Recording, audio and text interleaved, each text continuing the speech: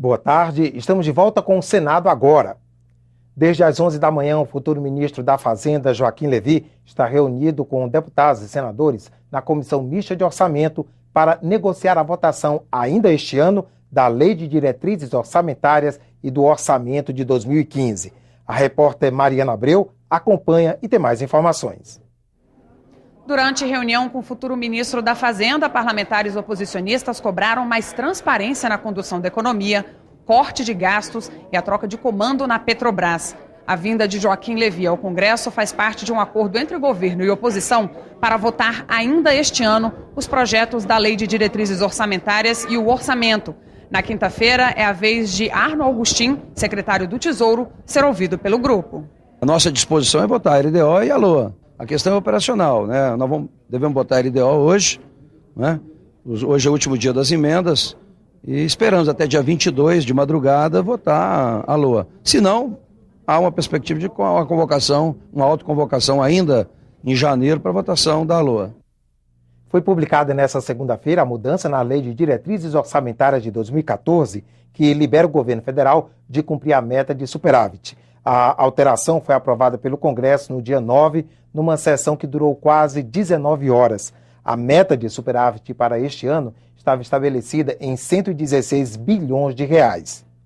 E o Congresso Nacional se reúne hoje à noite para votar o projeto da Lei de Diretrizes Orçamentárias para 2015, fundamental para o funcionamento do governo no ano que vem. Ela determina que o país deve economizar 66 bilhões de reais para pagar juros da dívida pública. Autoriza aumentos de salários, a liberação de emendas parlamentares e muito mais.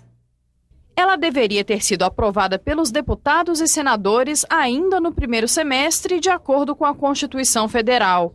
Ao definir as metas e prioridades do governo, a LDO orienta como deve ser elaborado e executado o orçamento federal para o ano seguinte. Nós temos, por exemplo, no artigo 2º, as metas de superávit primário, que esse artigo 2º disciplina exatamente como essa meta deve ser alcançada e o volume e o montante dela. A LDO estabelece também a política de aplicação do Banco do Brasil, da Caixa Econômica, do Banco Nacional de Desenvolvimento Econômico e Social. O relatório do senador Vitaldo Rego foi aprovado por unanimidade na última quarta-feira na Comissão Mista de Orçamento e vai a plenário nesta terça-noite. O relatório regulamenta o orçamento impositivo, que estabelece a execução obrigatória das emendas dos parlamentares. O texto também exige a publicação na internet dos gastos com obras públicas. Agora, não só os órgãos de controle interno e externo, como a própria sociedade terá um ambiente único na internet onde possa consultar e visualizar quais são as obras que estão sendo executadas e quanto delas já foi realizado e quanto já se gastou com cada uma delas.